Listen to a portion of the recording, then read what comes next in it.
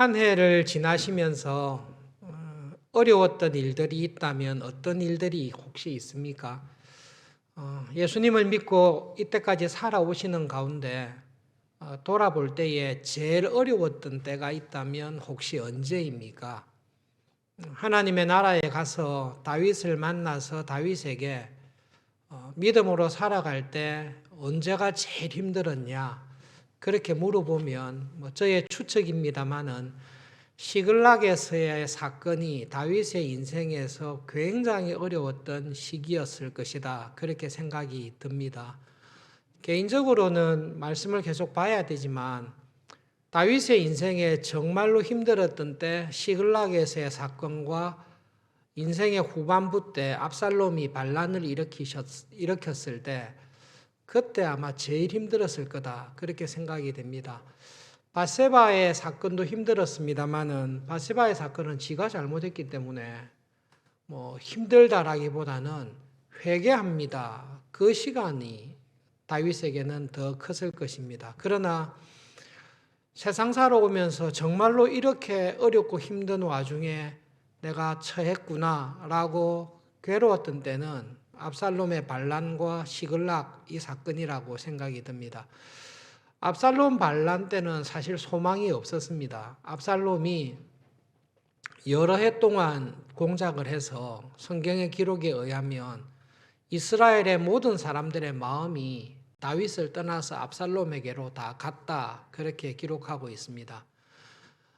저 사람에게 물어보면 하나님께서 말씀하시는 것과 같은 계략을 주신다. 아히도벨이 다윗을 떠나서 압살롬에게 갔습니다. 그렇지만 여러분 압살롬의 반란 때 예루살렘을 떠나고 시므이의 저주를 받으면서 피난할 때에 다윗의 곁에 생사를 같이 하는 사람들이 있었습니다. 바실레라는 사람도 와서 도왔고 충성된 다윗의 군대가 다윗과 함께 피난을 떠났습니다.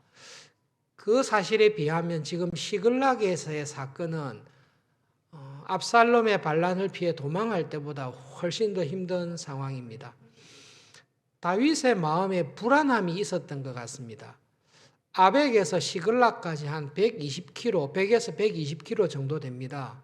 3일 만에 달려왔다는 것은 하루에 40km를 움직였다는 거거든요. 여기서 거의 대전까지의 거리인데요. 말이 없으니까 뛰어왔겠죠. 전쟁에 능한 다윗이라면 수비대를 남겨두고 전쟁터에 갔었어야 되는데 이상하게 이때는 600명을 다 데리고 갔습니다. 그리고 시글락에는 마을을 보호할 수 있는 사람을 전혀 두지 않았습니다.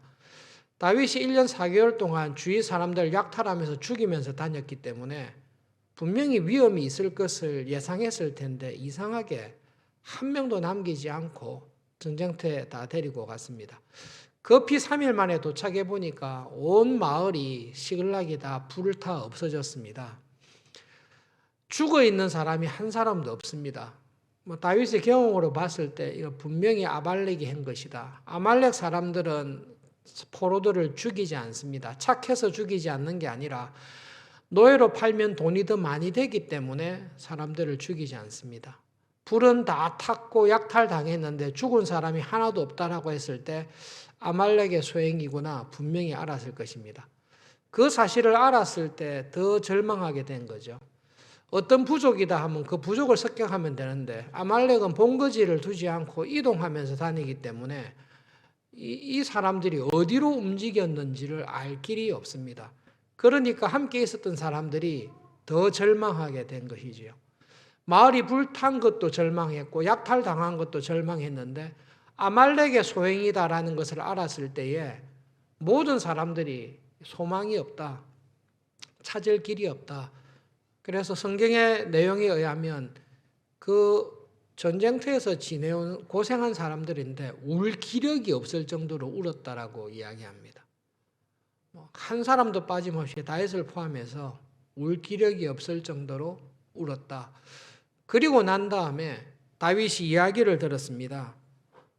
우리에게 이러한 절망과 슬픔을 가져다 준 다윗을 죽여야 되겠다.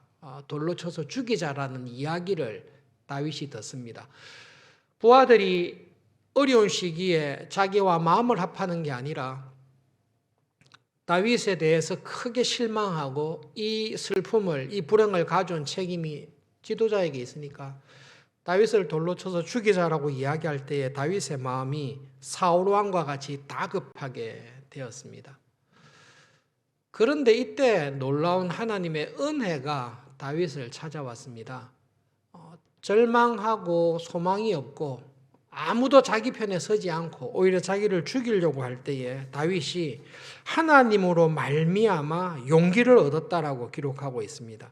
이 진짜 반전입니다. 30장 6절에 백성들이 자녀들 때문에 마음이 슬퍼서 다윗을 돌로 쳐 죽이자라고 이야기하는 것을 들었을 때에 다윗의 마음이 다급했습니다. 그런데 갑자기 하나님으로 말미암아 다윗이 용기를 얻었다라는 사건이 있습니다. 사무엘상 23장 16절과 17절에 보시면 똑같은 단어가 쓰여지고 있습니다. 다윗의 마음이 힘들었을 때에 하나님으로 말미암아 용기를 얻었다라는 말씀이 사무엘상 23장 16절 17절에 있는데 같이 읽어보겠습니다. 저 사건은 사울 왕에게 쫓겨서 헤레스 수풀에 피했을 때에 요나단이 찾아와서 살아생전에 마지막으로 요나단이 다윗을 만나서 했던 말입니다. 함께 읽겠습니다. 사울의 아들 요나단이 일어나 수풀에 들어가서 다윗에게 이르되 그에게 하나님을 힘있게 의지하게 하였는데 곧 요나단이 그에게 이르기를 두려워하지 말라. 내 아버지 사울의 손이 내게 미치지 못할 것이요 너는 이스라엘 왕이 되고 나는 너 다음이 될 것을 내 아버지 사울도 안다 하니라. 시글락에서 다윗의 마음이 절망 가운데 있을 때에 하나님으로 말미암아 용기를 얻었다. 무슨 일이 있었나? 사무엘상 23장에서 정확하게 설명해 주고 있습니다. 요나단이 찾아와서 다윗의 마음에 용기를 불어일으켰습니다. 어떻게 용기를 불러일으켰습니까? 하나님의 말씀을 생각하게 한 것입니다. 요나단이 정말로 믿음의 사람인 것이 절박한 상황 속에 죽음의 두려움에 있는 다윗에게 찾아와서 다윗의 마음을 회복시켜 줬습니다. 내가 너와 함께 해주겠다 이렇게 한 게 아니라 하나님께서 너에게 하신 말씀을 기억하고 그 하나님의 말씀을 통해 하나님을 믿어라, 하나님을 바라보라고 다윗의 마음을 용기 있게 회복시켜 준 것입니다. 이때는 요나단을 통해서 하나님께서 다윗의 마음을 회복시켜 주셨습니다. 근데 시글락에서는 성령님께서 다윗의 마음에 이런 감동을 주신 것입니다. 다윗에게는 절망과 죽이려고 하는 부하들, 슬픔 속에 자기를 배신한 부하들 밖에 없습니다. 근데 갑자기 하나님께서 다윗의 마음에 하나님을 딱 바라볼 수 있는 그 믿음과 은혜를 주신 것입니다. 하나님께서 다윗에게 어떤 말씀을 하셨습니까? 너는 내가 기름 부은 종이다. 너는 내가 이스라엘의 왕으로 세우기로 작정한 내 종이다. 그리고 내가 이 나라를 너에게 줄 것이다. 그 약속의 말씀을 다윗에게 기억하게 하셨습니다. 그 사실을 볼 때에 다윗에는 하나님께서 이 모든 상황을 주장하신다. 정말로 절망이고 아무런 소망이 없는 상황이지만 그 하나님을 딱 생각할 때에 다윗의 마음에 간단하게 이것 또한 하나님께서 주장하신다. 하나님께서 섭리하시고 하나님께 간절히 도움을 구하면 하나님께서 나를 건져주실 것이다라는 믿음이 다윗에게 생겼습니다. 그 믿음으로 말미암아 다윗이 그 절망 속에서 지도자로서 혼자 분연히 일어섭니다. 그리고 제사장을 불러서 이렇게 나에게 약속하신 하나님, 지금 이 상황조차도 주장하시는 하나님께 도우심을 구하면서 하나님의 은혜를 구하는 장면이 기록되어 있습니다. 그 이후의 사건은 뒤에 자세히 기록되어 있습니다. 여러분, 하나님께서 다윗을 번번이 일으켜 주십니다. 다윗이 하나님을 찾지 않을 그때에도 하나님께서 먼저 신실하게 찾아오셔서 다윗의 삶을 환난에서 건져주십니다. 그것이 하나님께서 우리들에게 주시는 은혜입니다. 여러분, 지난 1년간의 삶을 생각할 때에, 그리고 믿음으로 이때까지 내가 살아온 삶을 생각할 때에 시글락에서 찾아오신 하나님처럼 내 삶에 찾아오신 하나님의 은혜가 우리 모두에게 있을 줄로 믿습니다. 믿음 생활하는데 하나님의 도우심과 은혜를 한 번도 경험해 보지 못했다. 그러면 여러분, 우리의 믿음은 살아있는 믿음이 되기가 참 어렵습니다. 하나님께서 나의 삶에 찾아오셔서 왜 이런 어려움이 왔는지, 그리고 이 환난과 고통을 통해서 어떻게 선을 이루셨는지 그 하나님을 경험할 때에 우리의 믿음이 자라게 되어 있습니다. 한 해를 돌아보면서 시글락 사건을 생각해 보십시오. 시글락에서 다윗은 오랜만에 맞이한 평화로운 삶, 안정된 삶을 살고 있었습니다. 더 이상 두렵지 않습니다. 그리고 모든 생활들을 안전하게 유지하면서 살아갈 수 있습니다. 그런데 안전하고 평화로운 삶인데 하나님께서 보시기에는 믿음의 삶을 살지 않습니다. 죄만 짓고 있습니다. 약속의 땅에서 기름 부은 자로 하나님 나라의 백성으로 하나님께서 두신 자리에서 영적인 싸움을 싸워야 되는데 그것을 포기하고 혼자 도망간 것입니다. 이런 환난과 어려움이 없었으면 다윗은 자기의 삶을 시글락에서 편안한 가운데 허비했을 것입니다. 하나님께서 그 다윗을 연약함을 불쌍히 여기시고 찾아오셔서 은혜를 주십니다.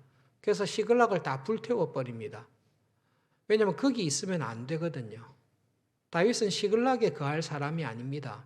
다윗은 힘들어도 약속의 땅에 와서 하나님 나라의 백성으로 전쟁하면서 믿음의 싸움을 싸워야 될 사람입니다. 눈으로 보기에는 시글락이 다 황폐해져서 슬프지만 언젠가 떠나야 될 곳이기 때문에 하나님께서 깨끗하게 정리를 잘 해주신 것입니다. 여러분, 하나님의 은혜는 우리들에게 이렇게 찾아옵니다. 한 해를 돌아보시면서 이때까지 삶을 보시면서 평안하고 행복한데 내가 시글락에서 살고 있는 것이 아닌가? 나는 정말로 믿음의 선한 싸움을 잘 싸우고 있는지 돌아보실 수 있기를 바랍니다. 올해의 마지막 달인 이번 달에 저 개인적으로 두 가지 일들을 경험하게 됐습니다. 한 형제가 찾아와서 자기의 삶을 돌아보면서 이야기했습니다. 하나님께 여러 가지로 기도하며 간구하며 살았지만 하나님께서 내 기도를 오랫동안 들어주시지 않았습니다. 그래서 마음속에 하나님을 멀리하기로, 안 믿기로 결심을 했습니다. 열심히 하던 기도도 멈추고 신앙생활도 적당하게만 하기로 했습니다. 그런데 신기한 것은 그렇게 살아도 모든 것이 잘 되었습니다. 오히려 기도 열심히 할 때보다 잘 되었습니다. 그러다가 시글락과 같은 일을 당했습니다. 찾아와서 목사님 상담할 게 있습니다. 그러면서 이런 고민을 했습니다. 하나님을 안 찾고 평안하게 살았을 때 형통해서 잘 되었습니다. 그런데 이런 환난을 당했습니다. 환난을 당해서 하나님께 다시 나오려고 하니 양심의 가책이 됩니다. 좋을 때는 하나님을 안 찾고 환난과 어려움이 왔을 때 하나님 앞에 찾아와서 은혜를 구하고 기도하려고 하니 양심의 가책이 됩니다. 어떻게 하는 게 좋겠습니까?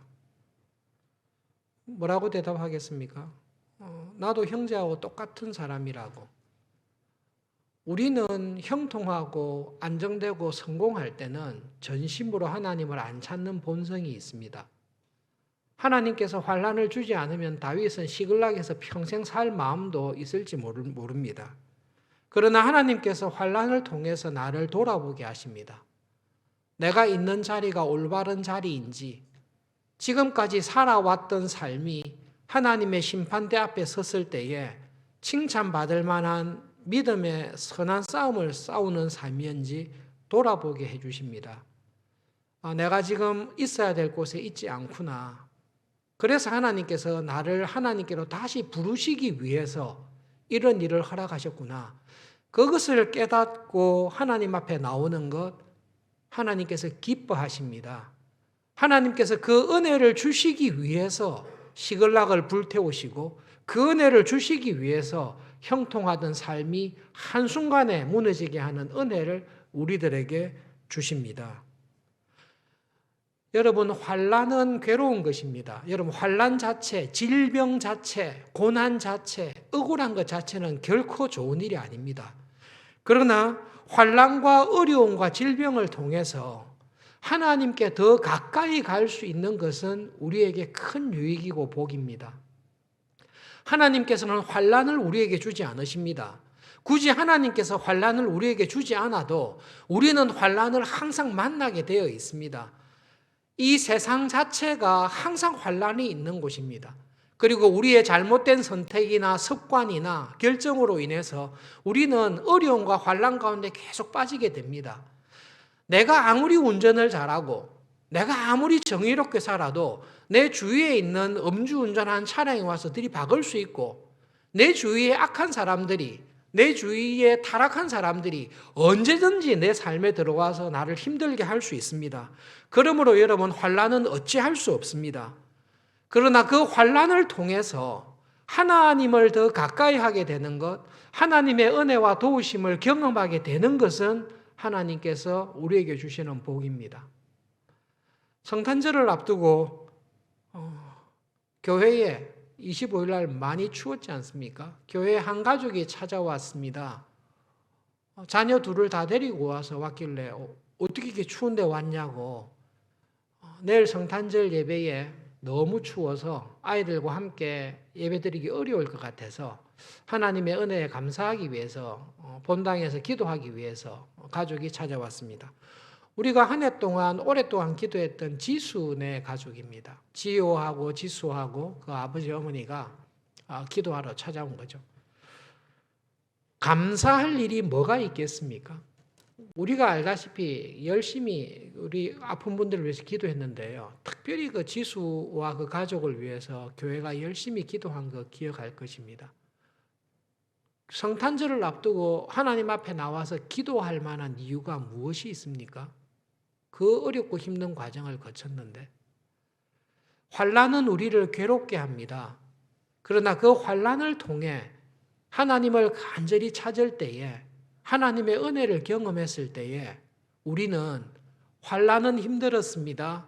그러나 그 환난을 통해 내가 이전에 알지 못했던 하나님을 경험하게 된 것, 하나님 정말로 감사합니다. 그리고 하나님께서 내 삶을 주관하시고 나에게 일어나는 모든 일들, 형통한 일이든 질병이든 괴로운 일이든 억울한 일이든 이 모든 일을 사람이 주관하는 것이 아니라, 세상이 주관하는 것이 아니라 나의 목자이신 하나님께서 이 모든 것을 주관하셔서 나를 향하신 하나님의 선하신 뜻을 이루시는 것을 믿습니다. 이 믿음 안에 우리가 딱 서 있을 때에 우리는 세상을 이기며 살아갈 수 있습니다. 시글락에서 절망하며 울고 있는 다윗에게 하나님께서 말씀을 통해 찾아가셔서 가르쳐 주신 게 지금 이 모든 불행과 환경을 하나님께서 주관하고 계신다. 이것조차도 하나님의 섭리 안에 있다라는 그 믿음을 성령님께서 다윗의 마음에 딱 주신 것입니다. 그 말씀을 들었을 때 죽었던 다윗의 영혼이 살아났습니다. 하나님의 말씀은 우리를 살립니다. 그러므로 여러분, 하나님의 말씀 안에서 말씀에 대한 이해와 말씀에 대한 깨달음 안에서 날마다 자랄 수 있기를 바랍니다. 믿음 생활은 지금 내가 하고 있는 이 신앙의 스타일을 그대로 유지하는 것이 아니라 지금 내가 가지고 있는 신앙의 스타일에서 점점 더 하나님을 가까이 하는 것으로 바뀌어가는 것입니다. 신앙생활 할 때에 어떤 수련회나 어떤 집회를 할 때에 제가 한 가지 좀 의심스럽게 생각하는 것은 그 수련회나 그 집회에 가면 항상 그 은혜를 줍니다. 그 은혜를 받고 감동을 옵니다. 신앙이 떨어지면 그 집회에 갑니다. 어떤 집회든지 어떤 신앙생활이든지 똑같이 적용됩니다. 거기에 가면 받는 은혜나 받는 감동이 똑같습니다.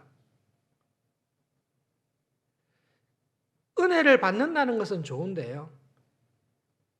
똑같은 은혜가 있습니다. 그쪽 가면 성령님께서 딱 그 은혜밖에 안 주십니다. 그 은혜 밑으로도 안 주고 그 은혜 위로도 안 줍니다. 위험한 거지요. 여러분, 하나님을 믿고 살아계신 하나님, 내 삶에 역사하시는 하나님을 믿는 것은 똑같은 은혜를 반복하는 게 아니라 하나님에 대한 사랑과 믿음이 점점 자라는 것입니다. 어린아이 때의 일을 버리는 것입니다.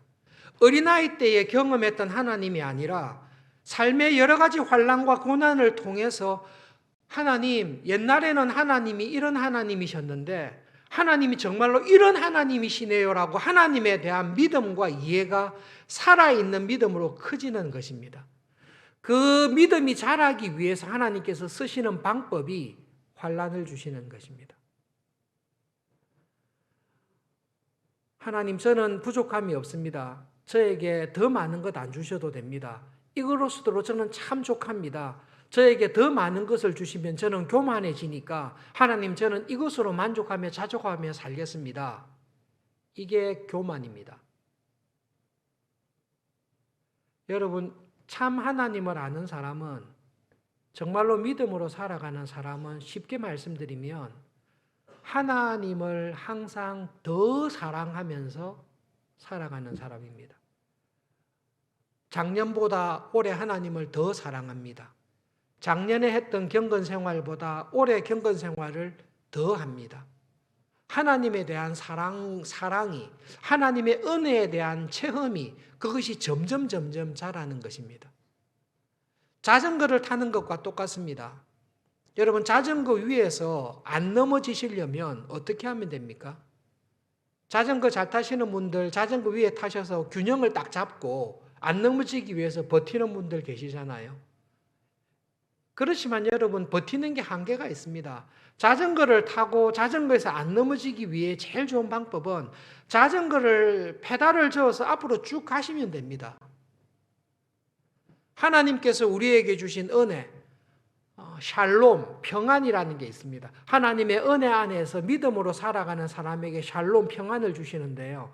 그 샬롬과 평안이라는 것은 에덴 동산과 같은 낙원에서 머물러 있는 게 아닙니다. 에덴 동산과 같이 모든 것이 풍족하고 은혜가 충만한 곳에서 그것을 즐기고만 있으면 하와처럼 반드시 타락합니다. 하와가 왜 타락한지 아십니까? 하나님을 더 사랑하는 자리로 안 나갔기 때문에 타락한 것입니다. 여러분, 타락의 핵심을 가만히 보시면 하나님을 형상으로 지음받은 우리들은 세월이 흘러갈수록 하나님을 사랑하되 이 사랑이 점점 커지고 점점 하나님께 가까워지도록 되어 있는 것이 하나님께서 우리를 지으신 원칙입니다. 하와는 하나님을 더 사랑하는 일에 멈추어버린 것입니다. 자전거를 타고 딱 멈추어 서 있으면 반드시 넘어지게 되어 있습니다. 그러나 하나님을 향해서 하나님을 더 사랑하면서 페달을 저으면서 갈 때에 점점 하나님께 가까이 갑니다. 환난이 와도 가까이 가고 성공이 와도 가까이 가고, 그래서 내 삶을 돌아볼 때에 하나님을 향해서 끊임없이 페달을 저으면서 하나님께 쭉 가까이 가고 있는 것, 이 상태가 성경이 말하는 안식의 상태, 샬롬의 상태입니다. 하나님께서 우리를 하나님의 안식으로 부르실 때는 하나님의 안식에 들어가서 아무것도 안 하고 노는 게 아니라 하나님의 안식에 들어가면 페달을 젓는 것을 쉼이 없이 수고함이 없이 계속 페달을 저으면서 하나님을 향해서 계속 나가고 있는 곳, 그곳이 천국입니다. 천국 가면 우리 아무것도 안 한다. 천국 가면 찬송만 드리고 예배만 부르고 있겠다. 천국을 잘못 아신 거죠. 하나님께서 그렇게 답답하신 하나님이겠습니까? 하나님은 하나님을 향해 접근해 가면 갈수록 하나님이 풍성해지는데, 하나님을 향해 알아가는 것, 하나님의 사랑을 경험하는 것이 영원하다니까요. everlasting. 하나님을 알아가는 기쁨이 끝나는 게 아니라 끝난 듯 싶으면 또 다른 길이 있고, 이 기쁨이 계속 나가는, 자전거에 페달을 밟고 달려가는 기쁨이 계속 있는 기쁨 가운데 우리를 두십니다. 시글락에서 그 하나님을 향해 페달을 밟는 것을 멈추고 자기께로 행복하고 평안하게 살고 있던 다윗을 불쌍히 여기셔서 하나님께로 다시 불러주신 그 은혜의 하나님께서 코로나 기간 중한 이 세상에서 살아가는 우리의 삶 가운데 항상 개입해 오셔서 넉넉한 은혜를 주실 것을 믿습니다. 그 하나님을 더 사랑하시면서 살아가는 저희들이 되기를 바랍니다. 말씀을 기억하며 기도하겠습니다. 하나님, 이 땅에서 저의 삶이 에덴에서 머물고 있는 삶이 아니라 하나님을 향해 날마다 페달을 밟으며 하나님을 더 사랑하는 삶이 되게 해 주십시오. 기도하겠습니다.